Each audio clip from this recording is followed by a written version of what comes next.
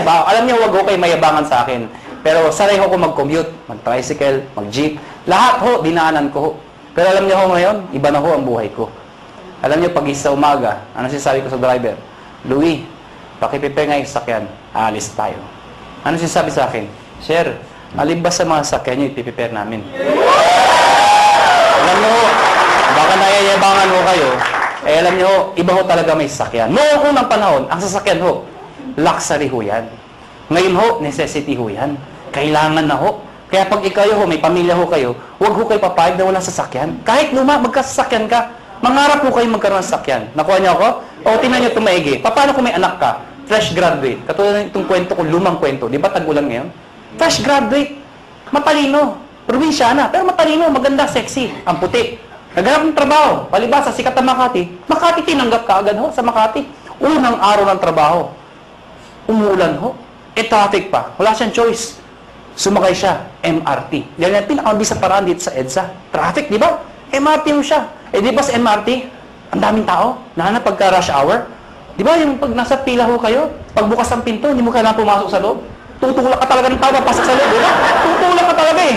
Pagdating sa loob, dikit-dikit ang mga itsura nyo, di ba? Oh, ano yung itsura? Pag nandun, unahan sa railis, di ba? Unahan yan, unahan.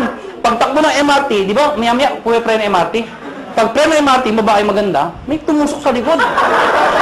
Sinirip niya ngayon, may lalaki. Sabi niya, Manong, yung payong mo tumutusok. Galit na galit. Pagbulit yung MRT. Pag pre ulit, may tumusok na naman. Manong, yung payong mo tumutusok. Yung lalaki, sabi, ang lalaki. Alam niyo, pag pre ng MRT, ay, grabe talaga, ay, Manong! Sinigaw ng babae. Yung lalaki, dalit-dalit bumaba. Sabi ng babae, wala naman payong. Ano yung tumusok? Kayo, how would you like to spend the rest of your life? Gusto nyo ba natutusok? Pag may kotse ka, hindi ka matusok. Ito na ho, ito na nga. Baka may first time, tama na tusok! Paano makikita?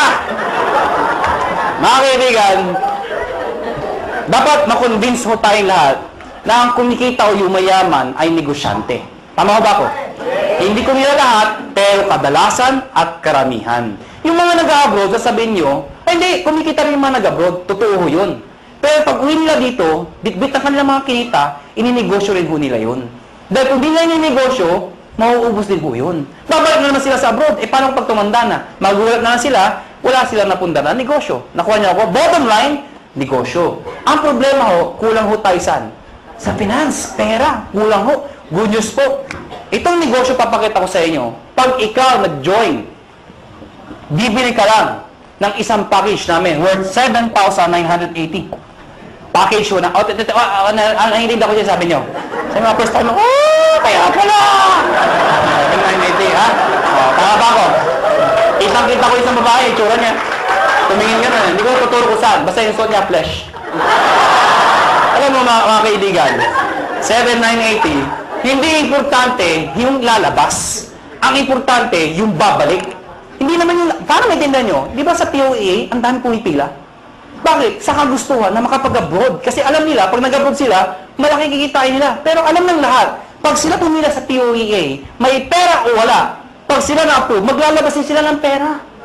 Pero kahit walang pera, pumipila. Bakit? Pag na-approvean, gagawan ng paraan. Bakit? Kasi pag nagawa ng paraan at nag-abroad sila, alam nila, mababawi nila. Anong importante? Hindi yung nilalabas. Ano ang babalik? Nakuha niyo ako? So, ang tanong dito, 7,980, anong kapalit? Number 1, tatanggap kayo ng package. Package ho, o products, na merong C24/7. Nakuha niyo ako? 5 boxes po yun. Magkano naman yun? Nasa 6,000 pesos po yun. Nakuha niyo? Ibig sabihin, konti na lang, halos bawi ka na.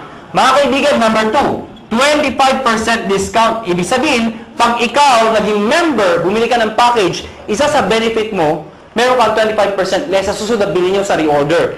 Number 3, meron pa kayong 200,000 accident insurance. Ano po ito? Pag na-aksidente ho kayo, wag naman ho sana. Pero pag kayo na-aksidente, at least insured ho kayo ng 200,000. 6 na ho ang tumanggap nito. Naghihintay kami ng pampito. Ba't tumatawa ko kayo? Sino gusto mauna dito? Biro lang ho. May nagsabi sa ay, ako lang yan! Marami pala, kailangan mamatay pa. Mga kaibigan, yung anim na hindi ko masabi nag-enjoy, no? Yung anim na nakaklaim ng 200,000. Sino magsasabi mag-aakalang sila yung mga aksidente? Wala. Kaya nga tinawag na aksidente. Kahit sino, pwedeng mangyari. Kahit sa inyo, pwedeng mangyari. Ha? Pwedeng mangyari. Okay? Ang tanong iba, paano pag na-aksidente, hindi naman namatay? Pwede pa rin makaka-reimburse po kayo ng 10,000 lang. Medical reimbursement. Sabi niyo, bakit 10,000 lang? Eh, di mamatay ka na para 200,000, di ba? Pag di namatay, at least 10,000 pa rin ho. Medical reimbursement. Take no, accident ho. Accident. Huwag ho yung gagayahin yung iba. Yung iba ho, inatake sa puso, inaksidente daw. Bakit aksidente? Eh, inatake sa puso. Paano nangyari yun? Ginulat. Aksidente daw. Eh, hindi naman ho na, hindi aksidente yung gulat. Ano ha? Yung iba naman, sabi ko, medical reimbursement. Reimbursement. Naong duguan pumunta dito. Sa yung 10,000 ko ha, duguan ako. Ano yan ha?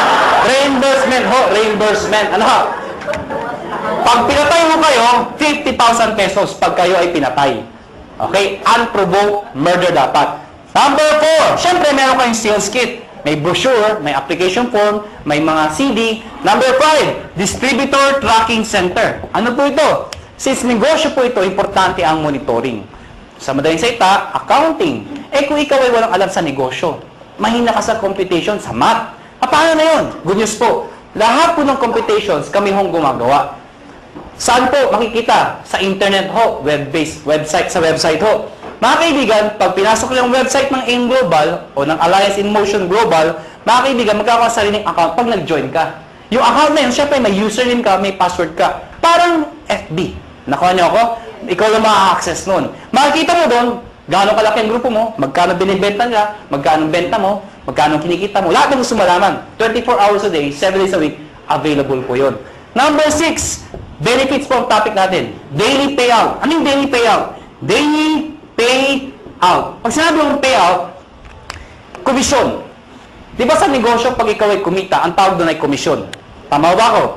Ang komisyon sa ganitong klase negosyo, normally, binibigay ho 1 month after mo magtrabaho. Yung iba ho, 1 week. Kami hindi ho. Daily. Bakit? Anong significance ng daily? Mga kaibigan, ganito ka lang kasimple ho yun. For example, pupunta ako ng Davao. Pagpunta ko ng Davao, let's say, bukas ako pupunta ng Davao. Member ka ngayon. Tinext kita, nalaman mo, may seminar ako sa Davao. Eh, may kakaibigan ka doon. Tinext mo ngayon, pumunta ka sa Davao. Nakuha niyo ako? Pumunta ka doon sa seminar. Umaten ngayon, sabihin natin ngayon yun. Nag-seminar ako. Ikaw nasa Maynila. Nakuha niyo ako? Eh, sumali yung tao. Pag sumali yun, at ikaw ang nag-imbita, ID mo ginamit, connected, nag-join, the following day, yung commission mo, nasa iyo na, nasa ATM mo na.